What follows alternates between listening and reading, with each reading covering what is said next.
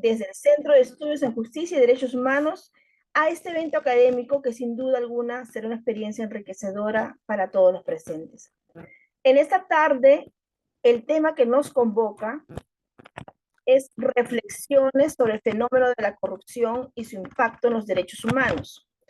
Un tema muy trascendente en nuestra actualidad, pues la corrupción erosiona la confianza, debilita la democracia, obstaculiza el desarrollo económico y exacerba aún más la desigualdad, la pobreza, la división social y la crisis ambiental.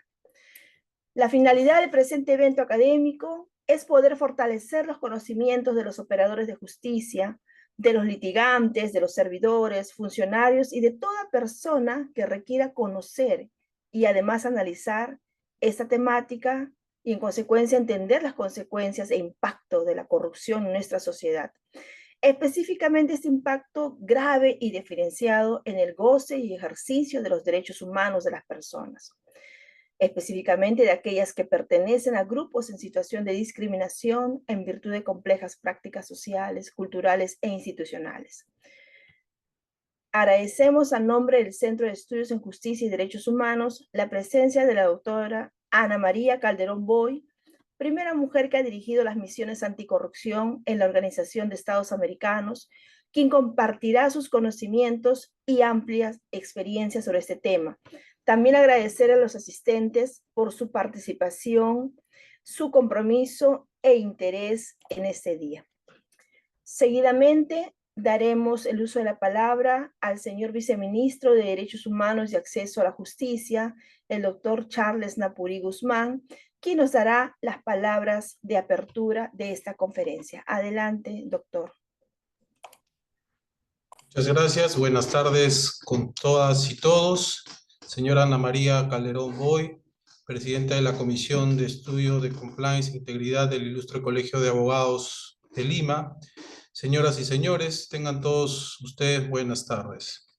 Es grato para mí dar apertura a esta conferencia denominada Reflexiones sobre el fenómeno de la corrupción y su impacto en los derechos humanos, organizada por el Centro de Estudios del Ministerio de Justicia y Derechos Humanos. Antes que todo, reciban el cordial saludo, además, de nuestro Ministro de Justicia y Derechos Humanos, el doctor Eduardo Arana Issa.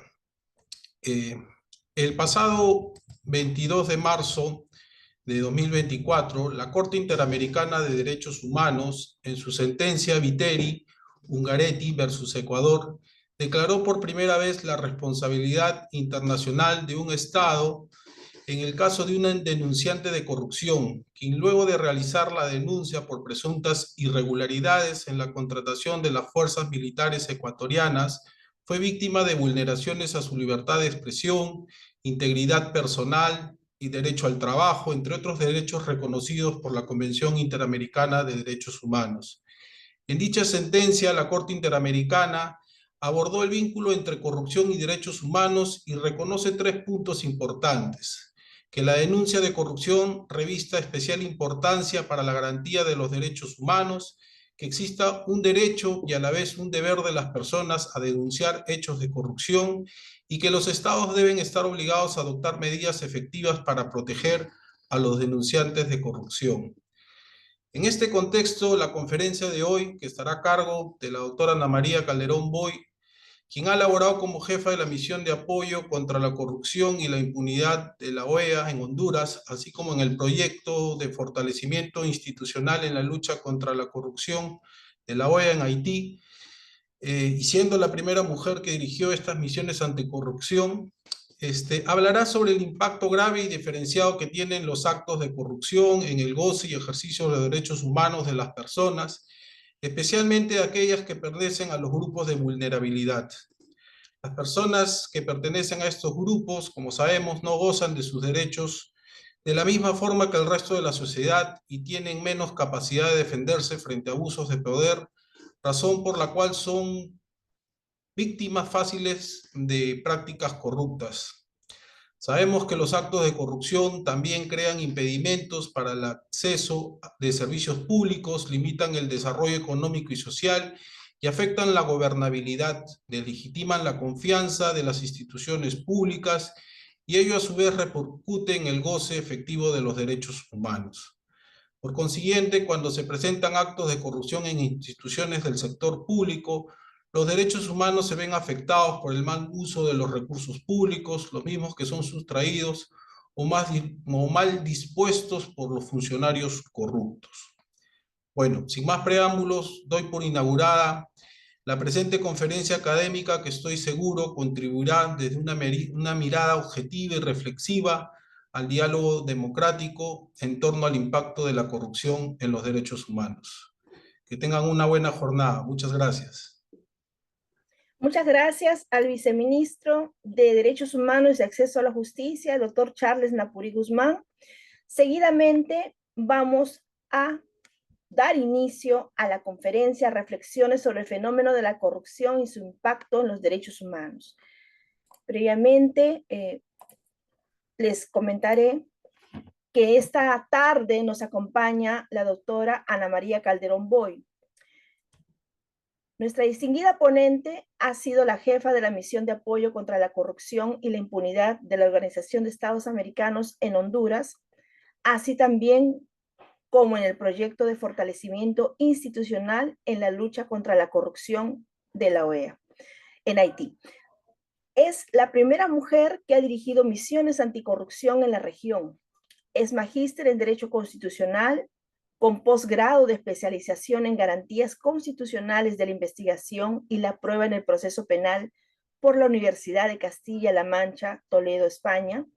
Ha sido fiscal penal, fiscal antidrogas, fiscal anticorrupción, fiscal de la Unidad de Cooperación Judicial Internacional y Extradiciones y jefa de la Oficina Desconcentrada de Control Interno. Actualmente es docente de la Academia de la Magistratura, es consultora internacional en temas de lucha contra la corrupción y derechos humanos. Le damos el uso de la palabra a la doctora Ana María Calderón Boy, quien cuenta con un espacio de 50 a 60 minutos para su ponencia. Adelante, doctora. Muchísimas gracias, querida Doris. En primer lugar, quiero agradecer al Centro de Estudios en Justicia y Derechos Humanos del Ministerio de Justicia, ¿no?, por esta invitación a compartir con todos algunas ideas sobre el fenómeno de la corrupción y su impacto en los derechos humanos. También aprovecho para saludar al doctor Charles Napuri Guzmán por la apertura ¿no?, que ha hecho a a, a este evento académico y en el cual ya ha puesto las primeras piedras sobre la cual va a versar estas reflexiones que quiero compartir con ustedes, porque lo que busco en esta tarde es que comprendamos por qué debemos hablar de fenómeno de la corrupción y no solamente de hechos individuales, qué tan nefasto es el impacto que tiene este fenómeno de la corrupción en la ciudadanía y sobre todo en los grupos vulnerables, ¿no? Y qué cosa podemos hacer, qué estamos haciendo para tratar de, pues, disminuir, ¿no? Por lo menos disminuir estos impactos de la corrupción. He traído unas diapositivas que voy a compartir con ustedes para poder ayudar a guiar un poco mejor las ideas. Bien.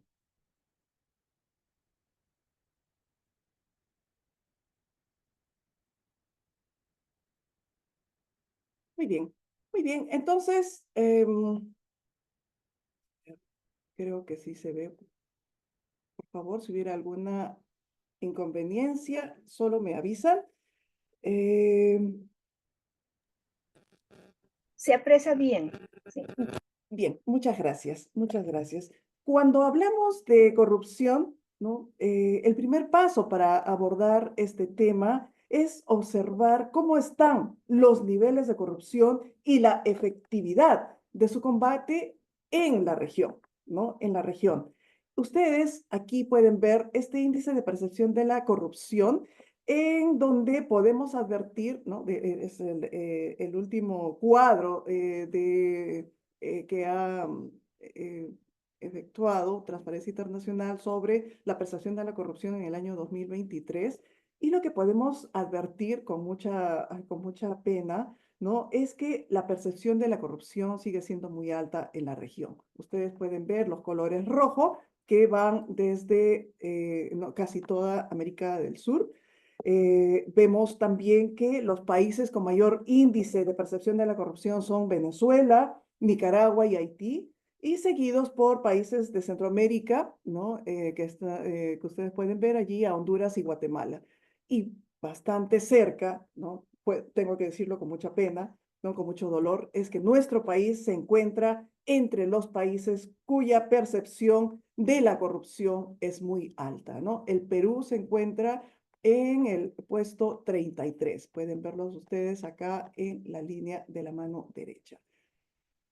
¿Qué cosa significa esto? Significa que la evolución del Perú en este índice de percepción de la corrupción en 11 años, esto es del 2012 al 2023, ha caído. Ha caído en un periodo de 11 años y su caída ha sido más fuerte la última, la del año 2023, ¿no? Puesto que a nivel global, el Perú del puesto 101 que ocupaba en el 2012, actualmente ocupa el puesto 121 a nivel global, a nivel de todos los países, ¿no? Ubicándose en igualdad con países como Angola, Mongolia, Uzbekistán. Y en cuanto a la región, se encuentra con un puntaje de 33, ¿no? 33 puntos del año pasado, del 2022 al 2023, entonces podemos advertir una caída bastante fuerte en la percepción de la corrupción a nivel regional. También es importante apreciar cómo la ciudadanía ve a la corrupción, ¿no? ¿Qué cosa o cómo podemos medir esta voz de la ciudadanía? Pues a través de una encuesta que realizó hace muy poco, ¿no? El INEI, el Instituto Nacional de Estadística, en donde podemos advertir que al año 2024, específicamente a marzo del 2024, para el Perú, para el ciudadano peruano, la corrupción es el problema más importante, ¿no? Es el peor problema que puede tener nuestro país.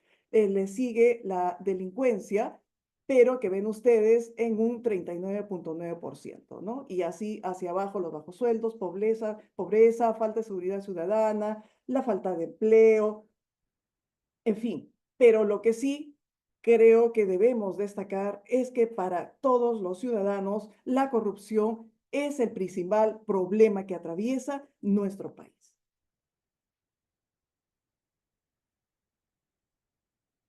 Bien, entonces, como estamos hablando de corrupción y su impacto en los derechos humanos, quiero recordar qué cosa son los derechos humanos, ¿no? Desde el ámbito del derecho internacional. Es importante traer aquí la definición que hace el jurista destacado, ¿no? E internacionalista público, el doctor Héctor Faúndez Ledesma, quien describe o define a los derechos humanos como aquellas prerrogativas que, de acuerdo al derecho internacional, tiene toda persona frente a los órganos de poder para preservar su dignidad como ser humano. Miren, estos primeros componentes, ¿no? Prerrogativa que tenemos todos nosotros frente a los órganos de poder para la preservación de nuestra dignidad como ser humano, ¿no? Y la función de los derechos humanos es excluir las interferencias del Estado en áreas específicas de la vida o también garantizar o asegurar la prestación de determinados servicios por parte del Estado para satisfacer las necesidades básicas. Bien, Entonces, este concepto de Faundes nos permite decir dos cosas, ¿no? Respecto a los derechos humanos, que estos son inherentes a todo ser humano, no va a haber distinción alguna para el goce, disfrute de estos derechos humanos y también es independiente de cualquier circunstancia, ¿no? Igualmente, la definición que nos da Faundes nos permite afirmar que la existencia de los derechos humanos es anterior y es superior al Estado, ¿no?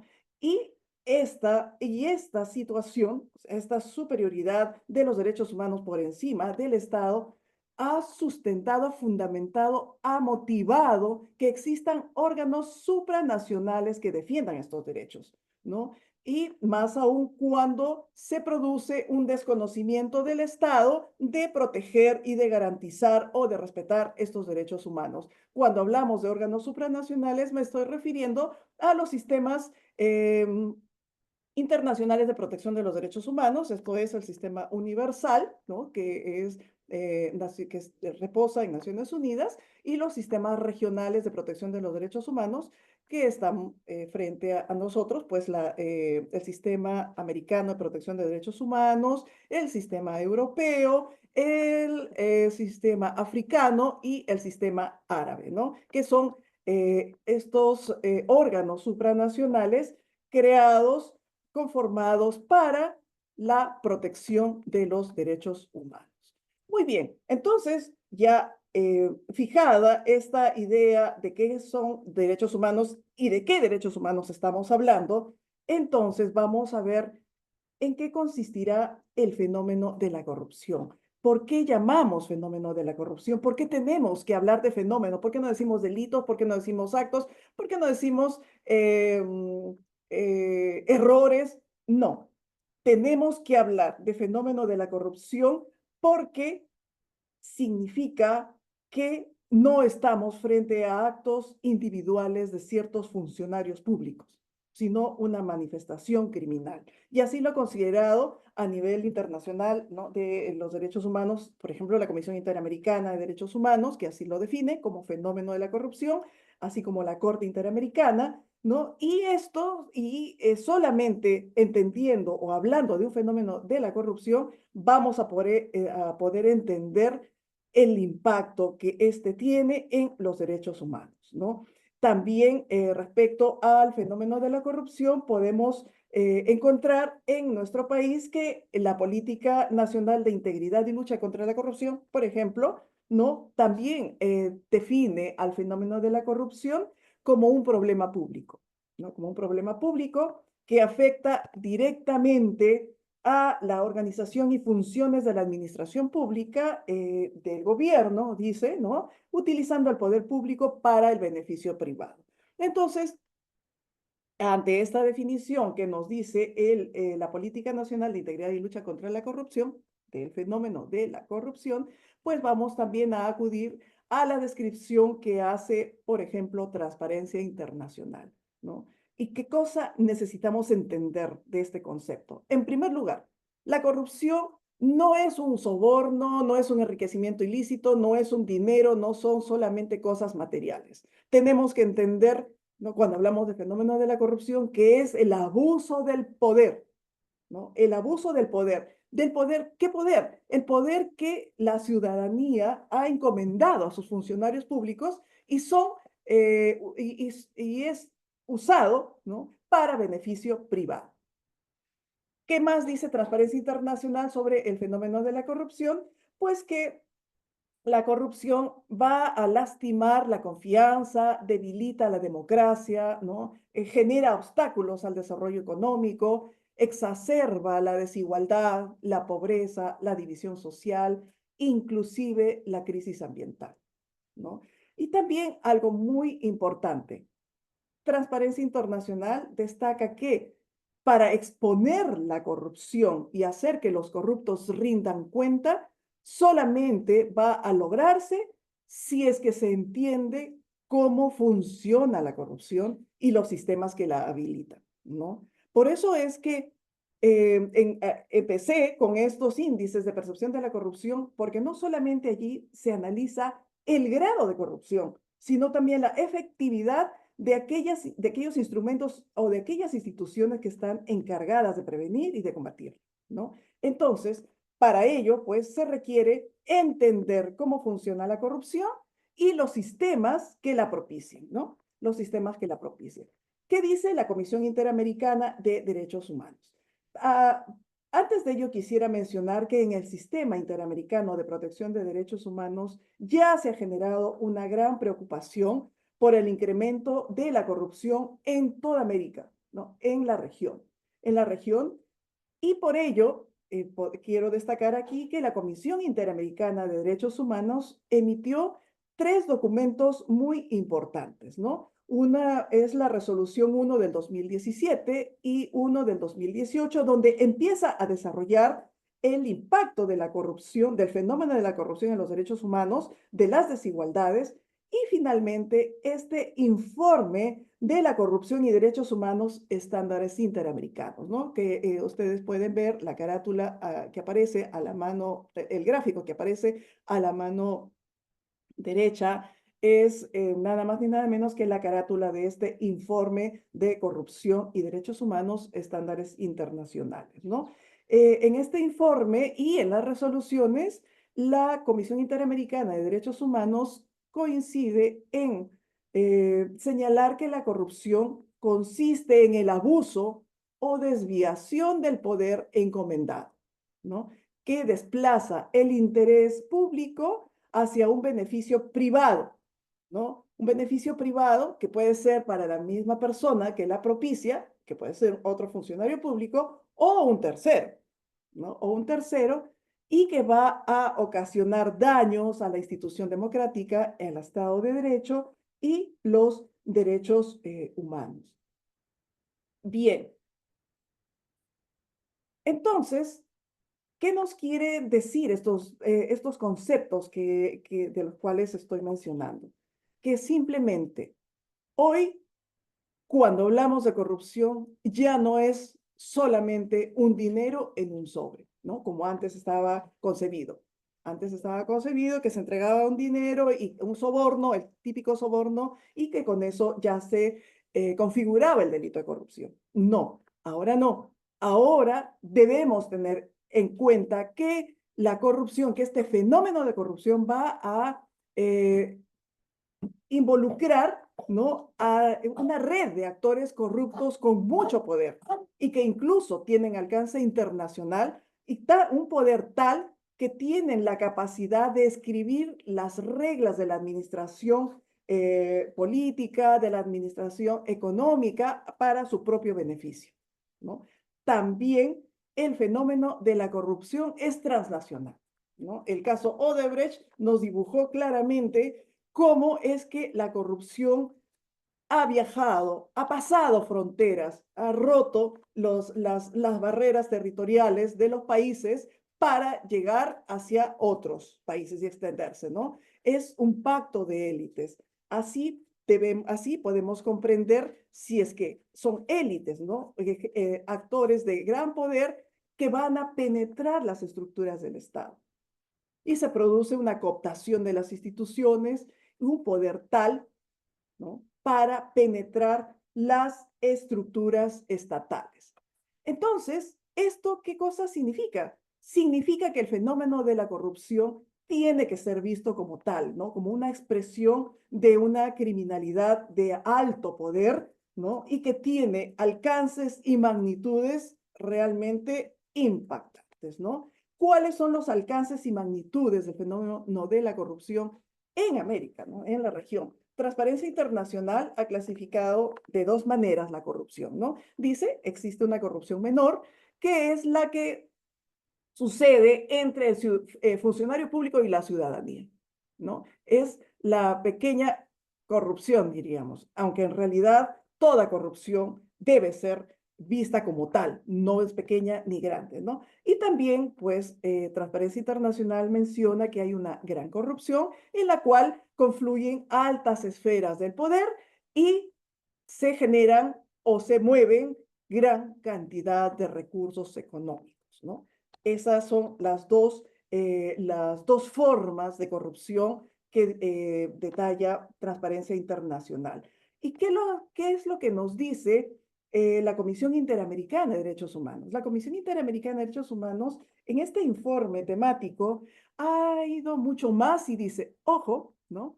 Las formas de corrupción que se han podido advertir que existen en la región nos obligan a replantear el concepto tradicional de la corrupción, ¿no? Ahora existen estas cuatro formas o expresiones o manifestaciones del fenómeno de la corrupción en América. Existe esta modalidad de captura del Estado, ¿no? En el cual actores con mucho poder pueden influir en la toma de decisiones de las autoridades estatales. Y autores de mucho poder no necesariamente son actores que tienen un cargo público, ¿no? Cuando dice actores con poder, se puede referir también a personas o empresas, ¿no? ¿Para qué? Pues para influir. Abusan de este o tienen el poder suficiente para influir en la toma de decisiones de las autoridades y obtienen un beneficio, por supuesto, ¿no? Con este poder decisorio. Y lo que es peor, generan dependencia de los funcionarios públicos hacia estos actores que han producido la captura del Estado. La macrocorrupción en la que existe ya una corrupción sistemática, ¿no? Un patrón que se repite tal, tal, tal, tal. Estamos hablando de organizaciones dedicadas a la corrupción, ¿no? Formas sistémicas de corrupción. Luego tenemos la cooptación institucional a través de que se puede producir mediante actos lícitos e ilícitos. Y se logra capturar una institución del Estado para lograr que se ponga al servicio de intereses de otros actores, ya sea estatales o no estatales, y por supuesto que se produce la desnaturalización de sus funciones naturales, ¿no? Y la última modalidad que también la Comisión Interamericana ha descubierto, ¿no? o ha evidenciado en su informe es la captura del aparato del poder público por grupos de la delincuencia, ¿no? El aparato público, o sea, todas las instituciones públicas son captadas con fines ilícitos. Y por supuesto que con ello se produce se desdibuja el fundamento del Estado y de sus fines, ¿no? Y estas modalidades son importantes que tengamos en cuenta porque es allí donde se produce el impacto de la corrupción en los derechos humanos, ¿no? Cuando hay una cooptación institucional, cuando hay una captura del aparato del poder público por grupos de la delincuencia, ¿no? Por ejemplo, por grupos del narcotráfico.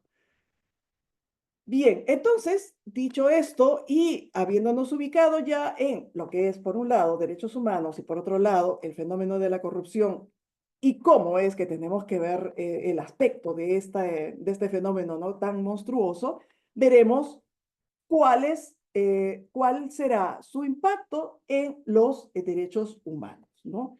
¿Se tendrá impacto o no tendrá impacto? Pues el doctor el señor viceministro ya nos hizo mención a ello, así como Doris, ¿no? Que efectivamente se advierte un impacto. Vamos a ir también, ¿no? desmenuzando en qué consiste este impacto, ¿no? ¿Por qué hablamos de un impacto de los derechos humanos? Porque decimos, no, es que solamente se afecta el patrimonio del Estado, ¿no? Hay una colusión, hay un soborno. Ya, en el caso de la colusión se afecta la buena fe,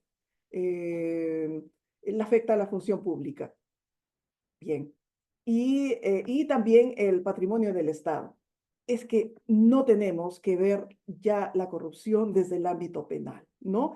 La corrupción no solo está constituida por actos que están en el Código Penal, también tenemos que ver la corrupción más allá, por prácticas que suponen, ¿no? el abuso del poder público, el desvío del poder público en beneficio privado.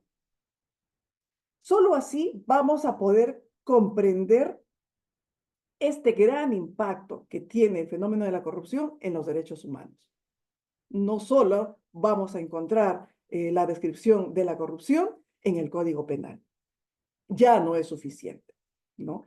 En la corrupción participan tanto personas, funcionarios públicos y personas del sector privado, ¿no? En el sector privado tenemos empresas, corporaciones, agrupaciones. Bien.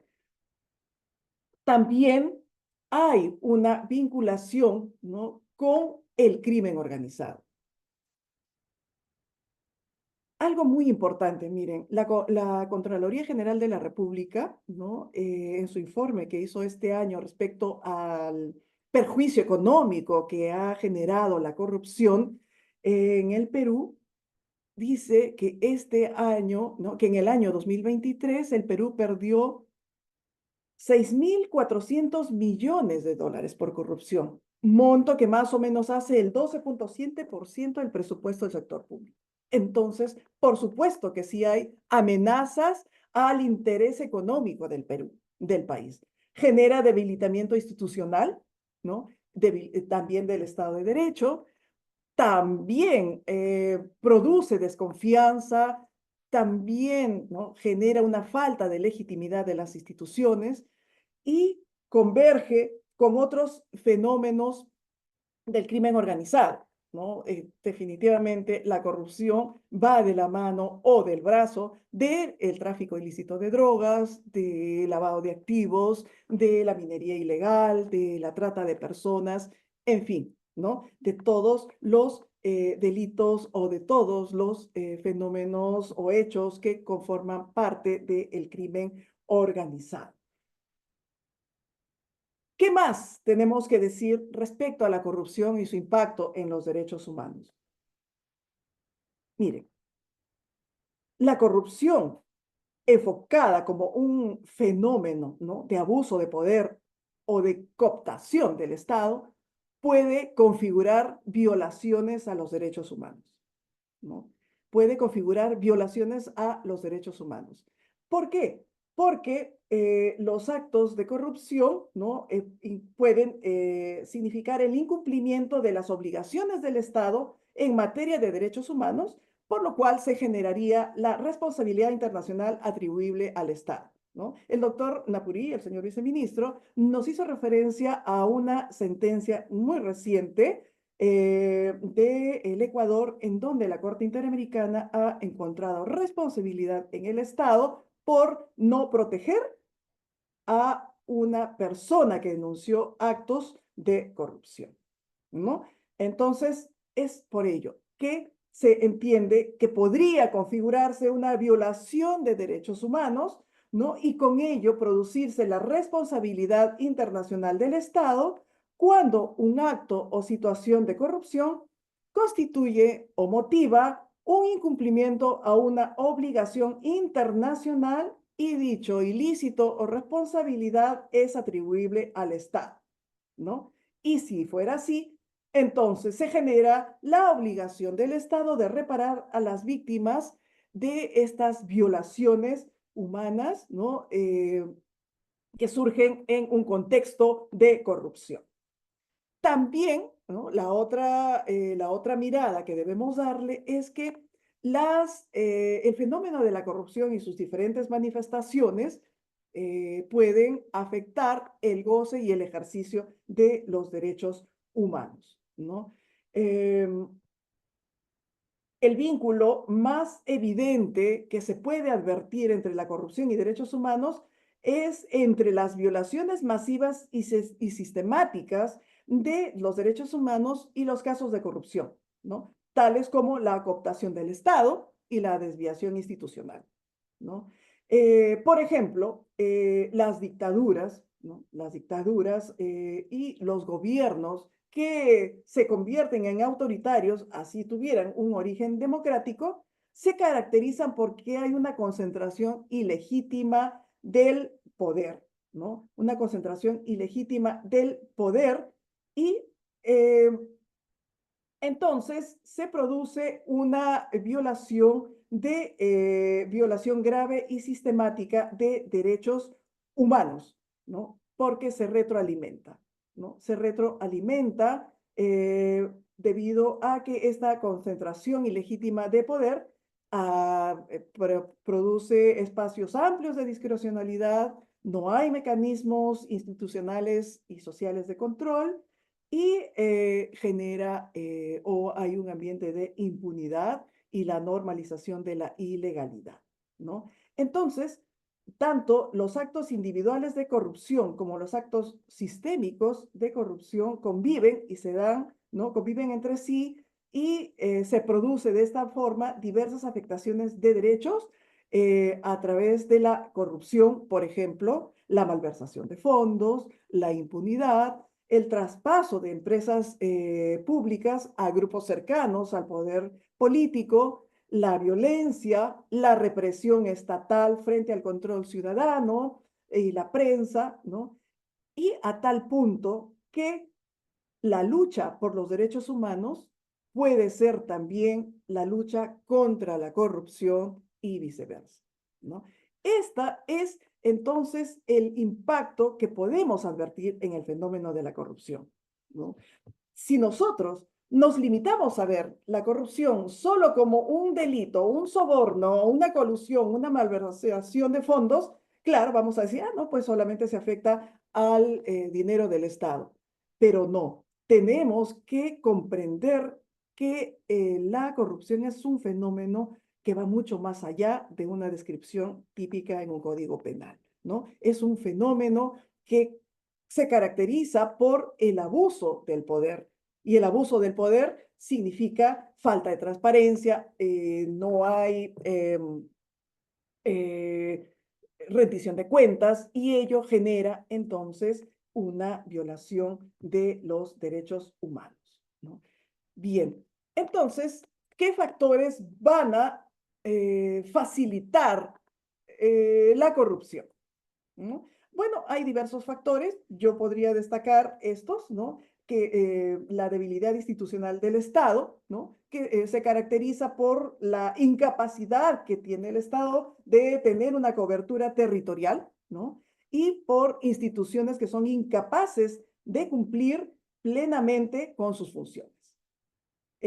Otro factor es el monopolio o concentración del poder en áreas de alto impacto económico o social. Por ejemplo, donde se manejan recursos o se toman decisiones con impacto político y social. Un espacio amplio de discrecionalidad en la toma de decisiones por parte de los funcionarios públicos, ¿no? Esta discrecionalidad tan amplia y sin el debido control ni rendición de cuentas va a ser a la larga una fuente de actos de corrupción. También es un factor que genera o facilita la corrupción la falta de control de los actos de los funcionarios públicos, ¿no? ¿Qué cosa significa esto? Que hay poca transparencia, que no hay rendición de cuentas o que estas rendiciones de cuentas no, son opacas, ¿no? Están dentro de la opacidad, no se informa sobre las decisiones adoptadas por la autoridad y además tengamos en cuenta que la corrupción muchas veces se gesta o nace en un ámbito secreto, ¿no? Bajo la mesa. Pero a la larga, quienes somos los ciudadanos atentos, podemos percibir que hay un acto de corrupción a pesar que se realizó bajo la mesa. También los niveles elevados de impunidad son factores que generan la corrupción, ¿no? ¿Por qué? Porque la impunidad, a través de la impunidad se garantiza, ¿no? Se produce que los actos no se investiguen, ¿no? ¿Cuándo se produce impunidad? Cuando los actos no se investigan. Y si se investigan, no se sancionan.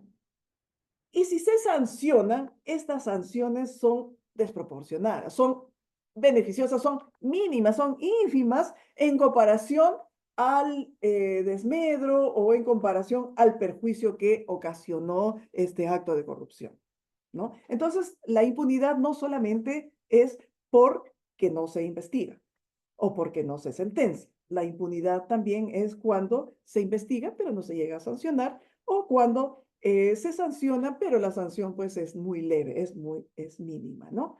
Y por último, también una cultura de tolerancia a la corrupción, ¿no? Y aquí yo levanto la voz porque no nos queda duda, no me queda duda, que uno de los factores culturales que propicia la corrupción es la cultura de la ilegalidad, ¿no? La cultura de la ilegalidad en donde el respeto a las leyes, el respeto a las instituciones, ¿no? El respeto a la confianza depositada por la ciudadanía es desvalorizada, es nula, es cero, ¿no?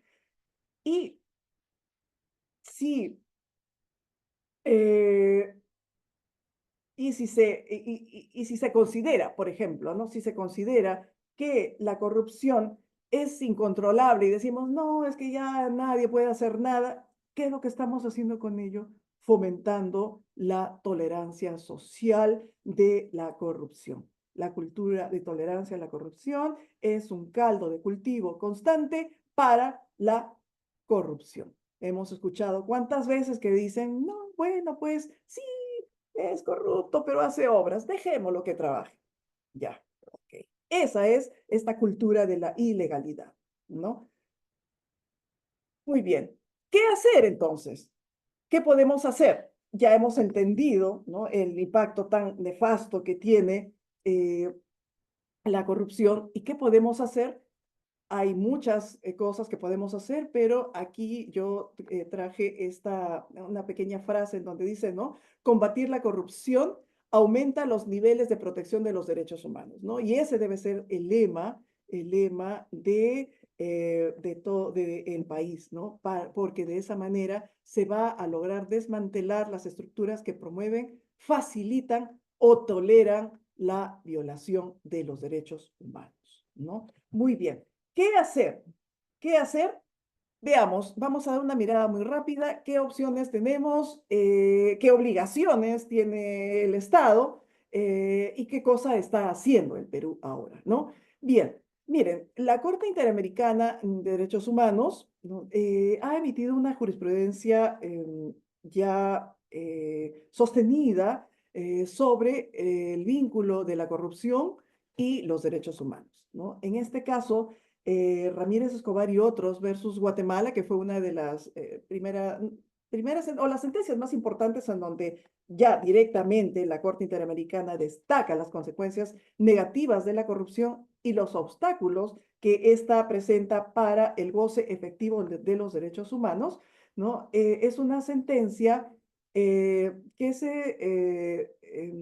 se siguió, que se emitió en marzo del 2018, ¿no? Este es un caso interesante, es un caso de Guatemala, ¿no? En el que desde entre los años 90 al año 2000, en Guatemala, las adopciones internacionales se convirtieron en un negocio muy lucrativo, ¿no? Y para ello se violentaron todas las normativas, ¿no? Se generó incluso un sistema, ¿no?, de esos que menciona la Comisión Interamericana de Derechos Humanos, con una cooptación institucional, ¿no?, y toda una corrupción sistemática para generar adopciones irregulares como un negocio. Entonces, estas adopciones irregulares fue recién investigada por la Comisión Interamericana contra contra la impunidad en Guatemala, la CICIG, ¿no?, que es algo parecido a la misión que yo lideré en Honduras, pero esta fue una misión de Naciones Unidas en Guatemala. Entonces, recién ellos lograron hacer una investigación y lanzaron el caso y generó esta sentencia, ¿no? Entonces, en esta sentencia, la Corte Interamericana aprovechó para dos cosas, para definir o establecer dos cosas, ¿no? Primero, decíamos, ¿no?, las consecuencias negativas de la corrupción, y también recuerda a los estados que tienen la obligación de adoptar medidas para prevenir, sancionar y erradicar de manera eficaz y eficiente la corrupción. Entonces, en base a esta segunda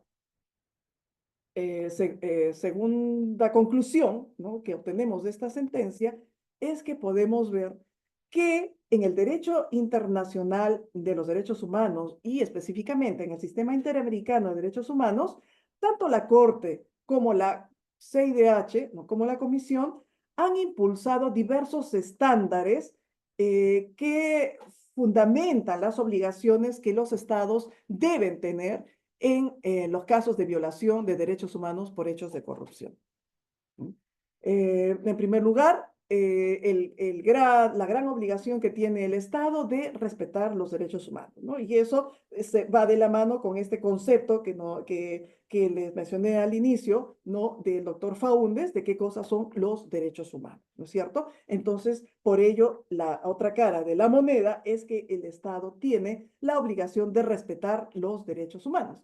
Y también, como segunda obligación, es que los estados deben adoptar medidas para prevenir la vulneración de derechos vinculados a hechos de corrupción, ¿no? La segunda obligación de los estados parte es de garantizar el libre y pleno ejercicio de los derechos reconocidos en las convenciones, en nuestra Constitución, ¿no? Y como parte de este deber de actuar con debida diligencia, los estados tienen la obligación jurídica de prevenir razonablemente las violaciones de los derechos humanos, de investigar seriamente con los medios a su alcance las violaciones que se hayan cometido de identificar e imponerle las sanciones a aquellos que los cometieron y asegurar una reparación a las víctimas, ¿no? Inclusive, el incumplimiento de esta obligación puede generar una responsabilidad internacional. ¿Qué otra obligación también tenemos? La obligación de investigar hechos de corrupción, ¿no? Pues aquí esta obligación va de la mano con el concepto de impunidad, ¿no? ¿Qué es la impunidad? Pues la Corte Interamericana ha establecido que la impunidad es la falta en su conjunto de investigación, persecución, captura, enjuiciamiento y condena de los responsables de las violaciones de los derechos protegidos por la Convención Americana, ¿no? Y la Corte ha destacado como obligación que el Estado tiene el deber de combatir tal situación por todos los medios legales disponibles, ya que la impunidad propicia la repetición crónica de las violaciones de derechos humanos y la total indefensión de las víctimas, ¿no? También la obligación de garantizar el ejercicio de derechos en condiciones de igualdad y no discriminación, ¿no? Puesto que ya desde el inicio hemos mencionado que la corrupción afecta el principio de igualdad en sus dos dimensiones, ¿no? Lo afectará de manera formal, ¿no? Ya que a partir de actos o situaciones de corrupción, una persona o un sector social recibe un trato privilegiado, ¿no? Y también va a afectar de manera material la corrupción y en especial la obligación de adoptar medidas de acción afirmativa para superar las desigualdades estructurales que existieran, ¿no? Entonces, la obligación de garantizar el ejercicio de la igualdad y no discriminación es parte de las obligaciones del Estado para combatir la corrupción, ¿no? Y por último, la obligación de reparación a las víctimas de la corrupción, ¿no? Y aquí el derecho internacional de los derechos humanos destaca que la obligación de reparar es relevante en materia de corrupción porque desde una perspectiva de derechos humanos, los estados tienen la obligación no solo de enjuiciar estos delitos, sino también de adoptar medidas para combatir las repercusiones negativas de este fenómeno. Bien, muy bien. También debemos tener en cuenta que existen principios de la lucha contra la corrupción, ¿no? El primer principio es la no discriminación. Aquí volvemos a reiterar que la corrupción y la discriminación van de la mano y el peor impacto es justamente en aquellas personas o grupos vulnerables, ¿no? Allí es donde se siente el mayor impacto de la corrupción. El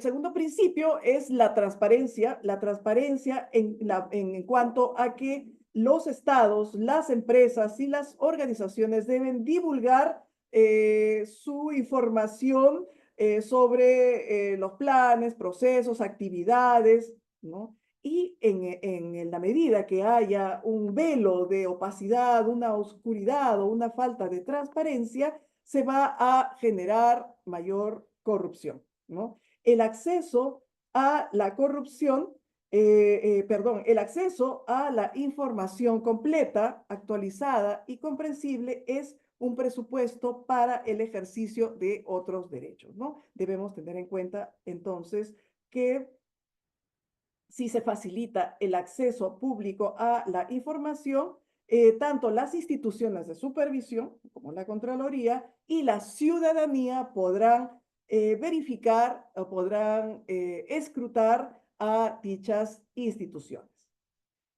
Como tercer principio está la rendición de cuentas, puesto que todos aquellos que cumplen, que realizan una función pública, tienen la obligación de responder ante aquellos que les confiaron ese poder. Miren ustedes qué importante es mirar, ¿no?, la rendición de cuentas desde esta óptica de los derechos humanos, ¿no?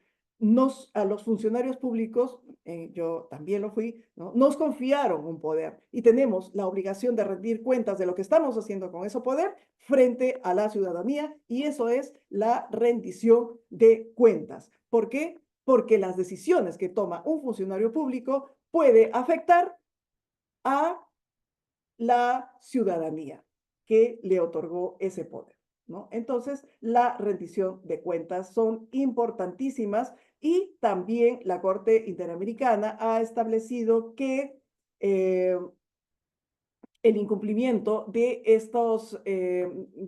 esta rendición de cuentas puede generar responsabilidad internacional del Estado, ¿no? Inclusive, aquí hay una parte muy interesante que quiero destacar, que el derecho a un recurso efectivo es un mecanismo para reclamar sobre la vulneración de un derecho y obtener reparación, pero también puede ser utilizado como una forma de rendición de cuentas.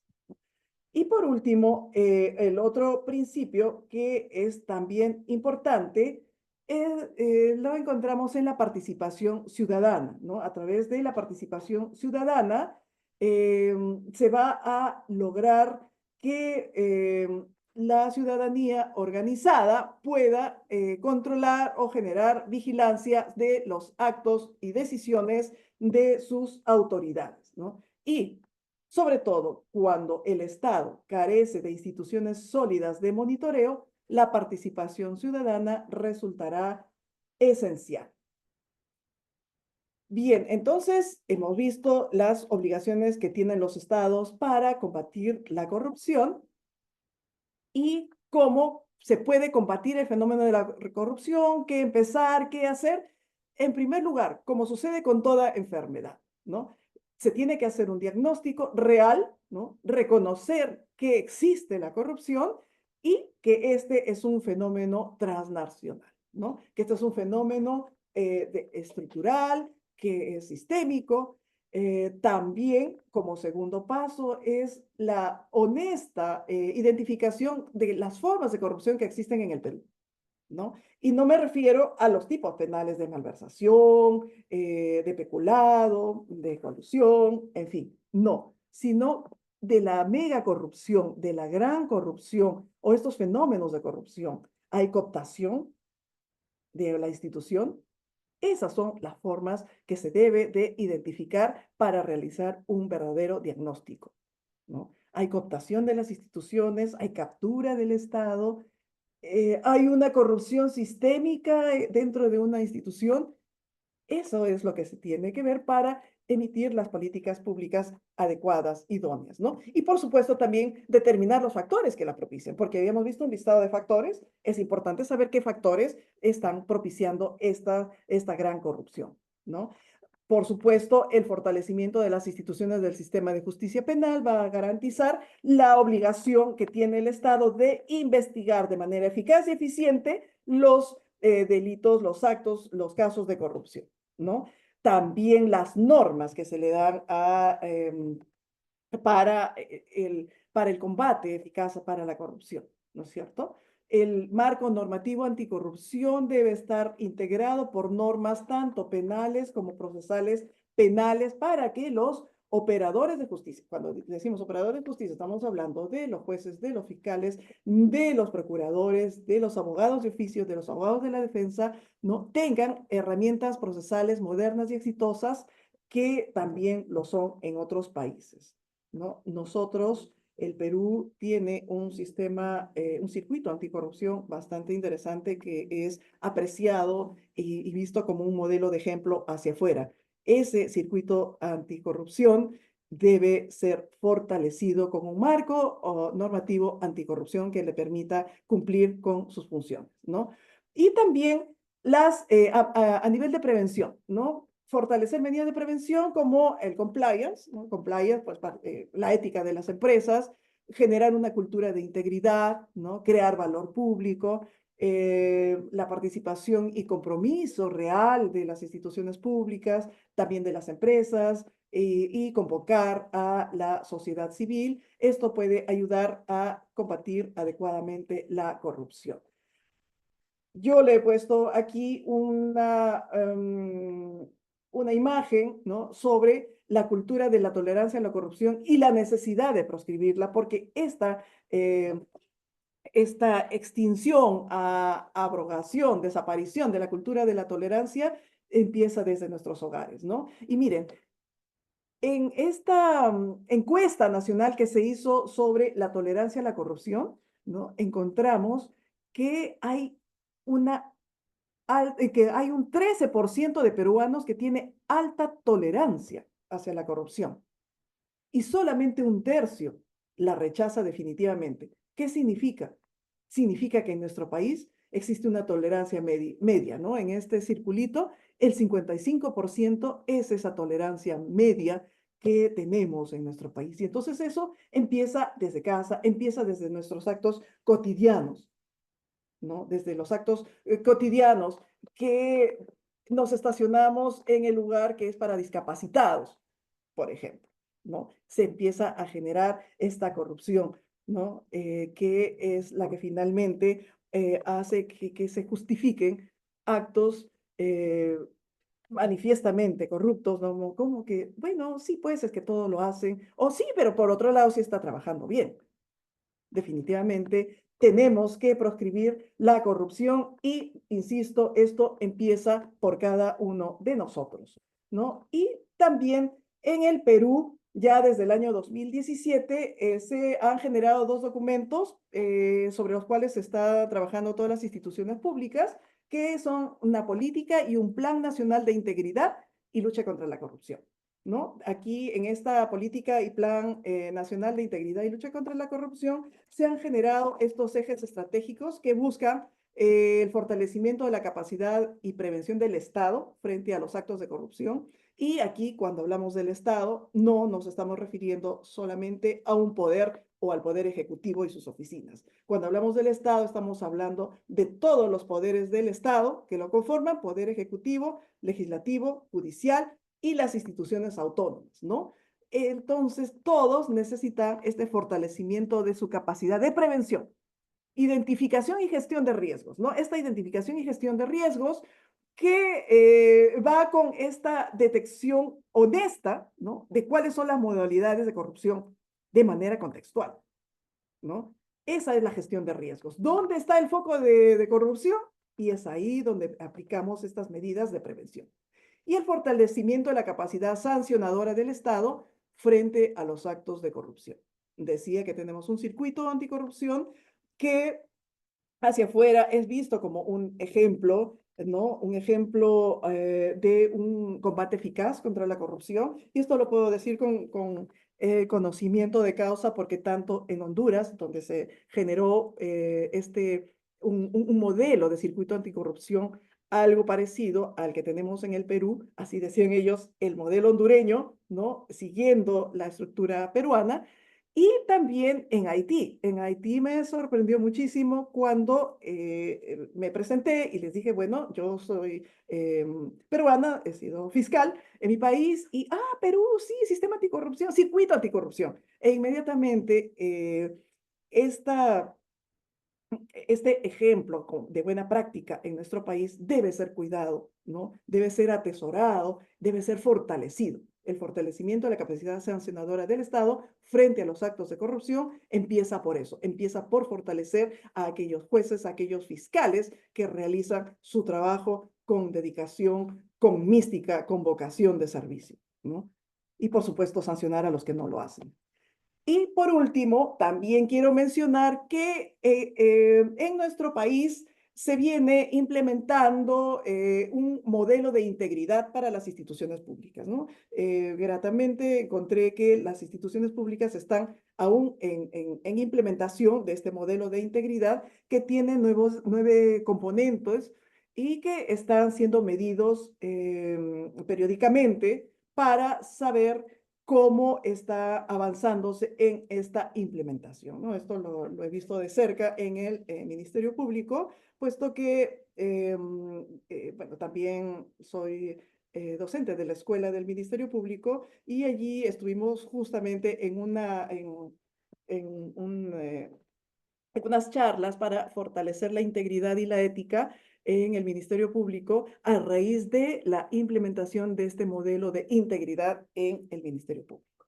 Y como les digo, pues aquí tiene estos nuevos componentes que parecen muy interesantes, ¿no? Que hablan de la transparencia, hablan de un sistema de control interno, incluso de denuncias y la protección, ¿no? Y la protección de los denunciantes, que es esencial.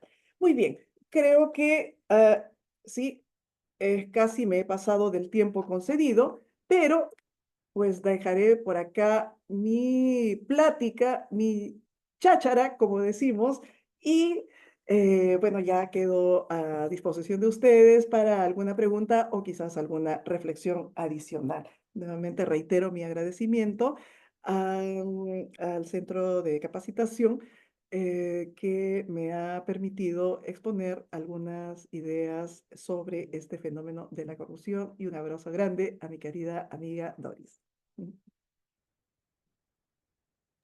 Muchísimas gracias.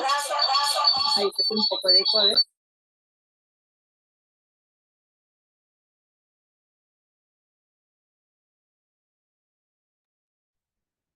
Se escuchó con un...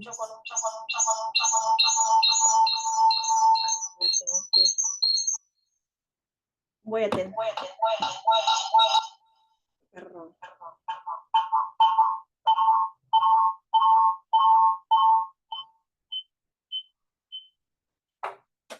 Bien. Voy a tener que hacerlo sin cámara, he tenido un problema.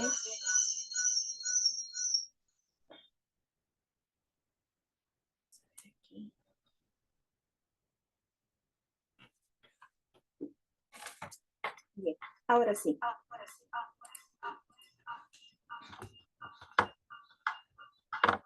¿Se me escucha mejor? Sí, por momentos, doctora, se le acopla la bulla, pero creo que está mejor.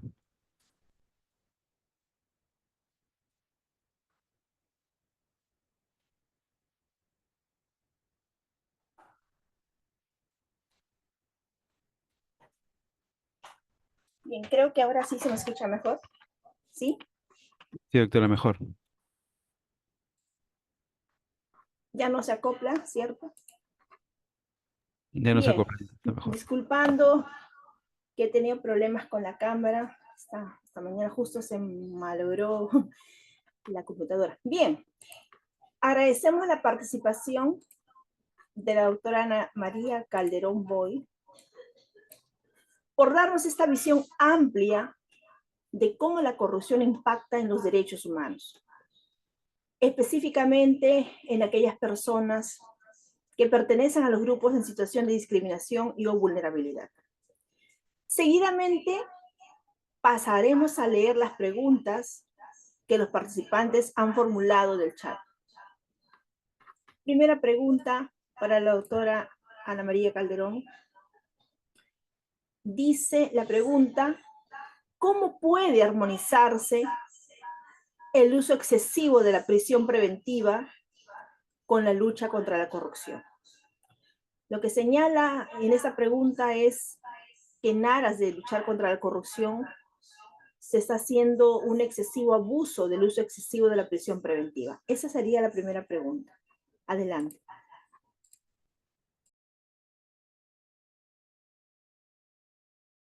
Bien, muchas gracias por la pregunta. A ver, la prisión preventiva tiene una finalidad, ¿no? Tiene una finalidad y es una medida cautelar. Entonces, considero que la prisión preventiva está dentro de estas herramientas que necesitan las autoridades para cumplir adecuadamente este combate contra la corrupción, ¿no? Ahora,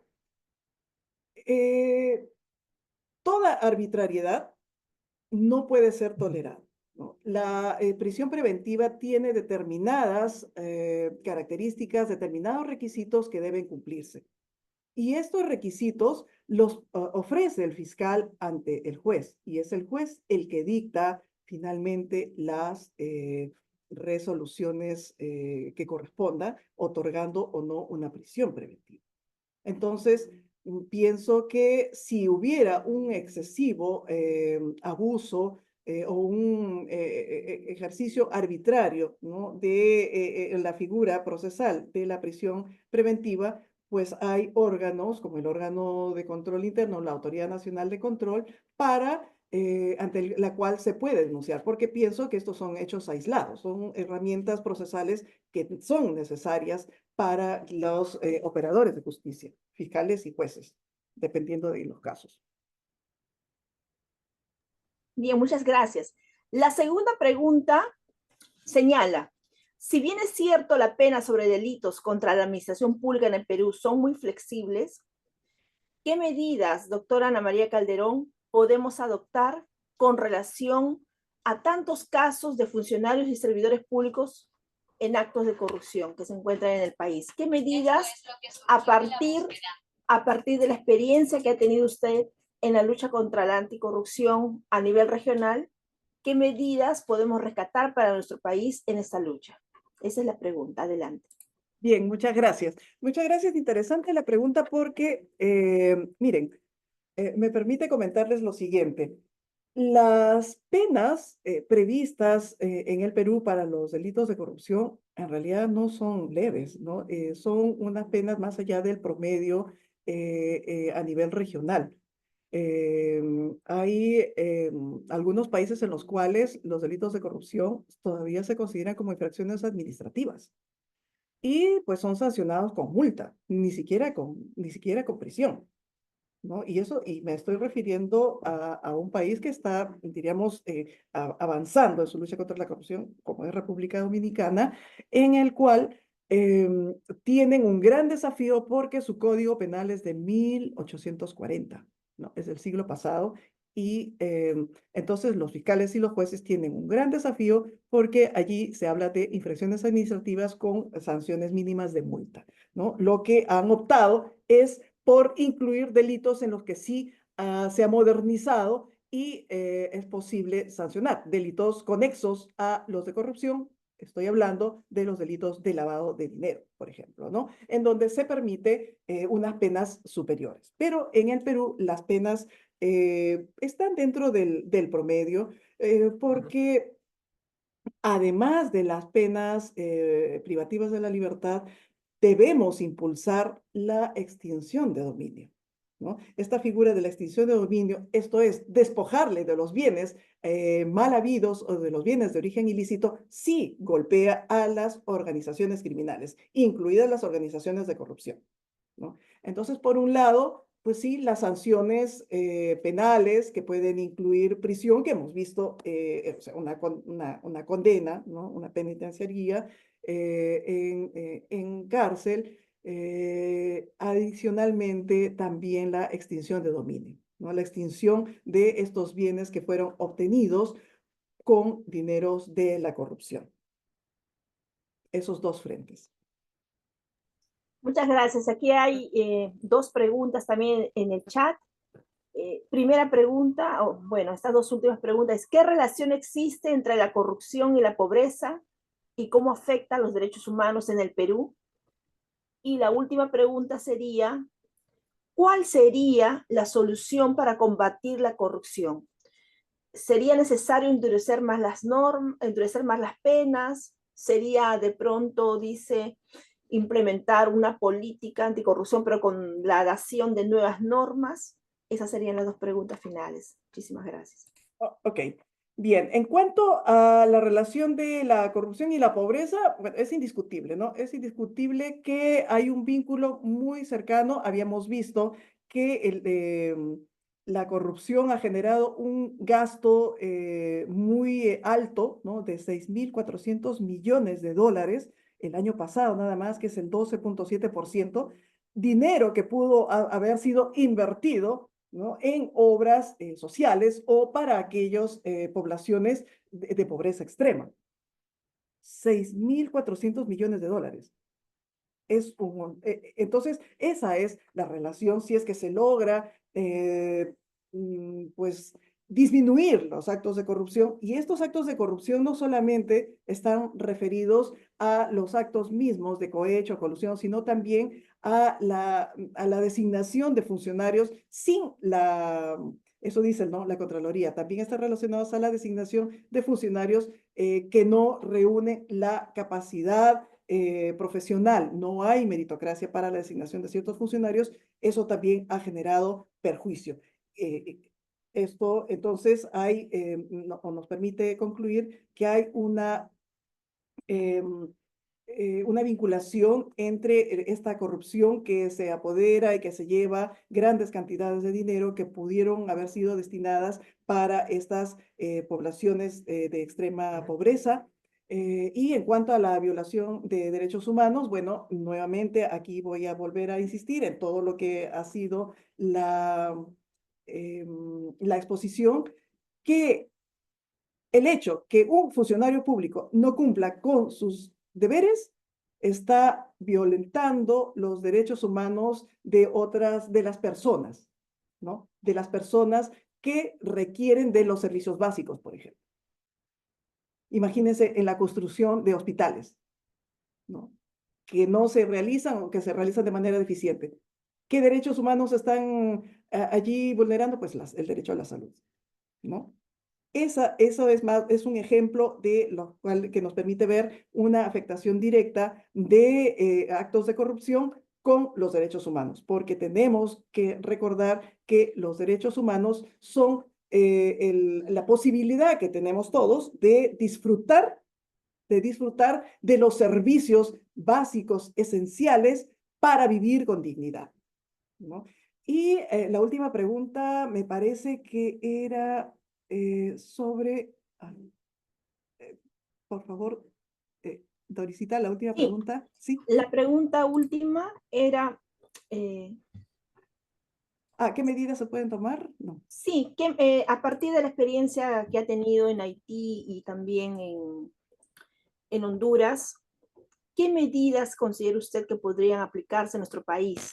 De pronto señalaban dación de alguna nueva norma, fortalecer la política anticorrupción, o de pronto endurecer más las penas. Esa era la pregunta.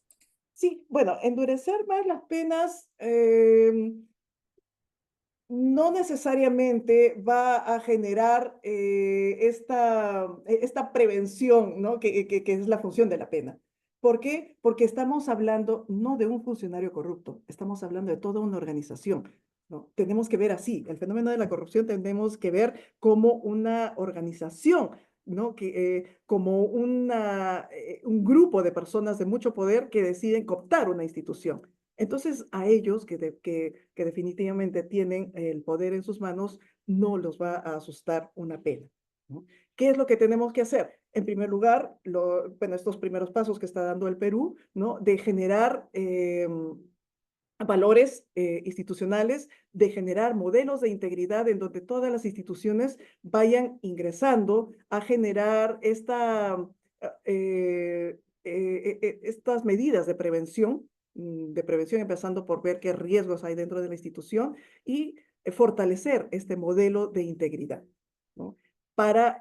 Por un lado, o sea, esta primera medida sería para el sector público, para los funcionarios públicos. Y respecto a las empresas, seguir trabajando en el compliance, o sea, en la posibilidad que las empresas puedan tener sus códigos éticos, ¿no? Sus medidas de integridad que no les permitan ofrecer o solicitar o permitir pagar para obtener, por ejemplo, una buena pro. Eso creo que como medidas eh, que pueden ayudar. La prevención es mucho, hay mucho por hacer, la prevención es necesaria en los casos de corrupción. Y algo muy importante que creo que estamos aquí todos es la participación de la ciudadanía, ¿no? La ciudadanía tiene un rol esencial como veedor social. Lo que estamos haciendo aquí, nosotros podemos replicarlo después en lo que hemos aprendido acá, lo que hemos conversado aquí, con lo que hemos reflexionado, podemos repetirlo con nuestros vecinos, ¿no? Y generar una red de integridad, una red de ética, una red también de veeduría social de lo que hacen nuestras autoridades y las decisiones que están tomando. Y para ello, la Contraloría tiene unos programas de participación ciudadana. Incluso yo pertenezco a ellos. Por ejemplo, los mentores de control social, que somos personas jóvenes de más de 60 años en adelante, ¿no? Que realizamos actividades de veeduría acompañados, por supuesto, con funcionarios de Contraloría respecto a ciertas infracciones que se hubieran detectado en instituciones públicas. Por ejemplo, nosotros pudimos ir a ver a algunas municipalidades que no habían cumplido con activar todas las cámaras de videovigilancia que deben tener, puesto que hay partidas obligatorias que han recibido las municipalidades, ¿no? Esa es la veeduría tan importante que es necesaria para combatir la corrupción. Y por último, dejar de lado o empezar a olvidarnos de esta cultura de tolerancia a la corrupción. Muchísimas gracias a la doctora Ana María Calderón Boy. Gracias por su presentación magistral en esta tarde, en las cuales ha abordado una temática tan relevante, tan trascendente en nuestros países, ¿no? En la región. Como bien lo ha señalado ella misma, es un problema que nos está pasando a muchos países y que realmente viene impactando en los derechos humanos de las personas justamente que están en una situación de discriminación, en una situación de vulnerabilidad. Y eso también afecta definitivamente al Estado de Derecho. Muchísimas gracias a cada uno de los presentes. Han quedado muchas preguntas aún todavía aquí en el chat, pero ya tenemos que cumplir también con la hora. Reiteramos nuestro aprecio a la doctora Ana María Calderón Boy. Gracias por su presentación. Y también vamos a darle gracias a todos los asistentes, a las más de 600 personas que se han conectado en esta conferencia y asimismo indicarles que recibirán su certificado de participación en los correos indicados al momento de su inscripción. Finalmente, los esperamos en la siguiente jornada de derechos humanos. Muchas gracias y que tengan un buen fin de semana. Muchas gracias, Ana María. Un fuerte abrazo. Muchas gracias, Doris. Muchas gracias a todos.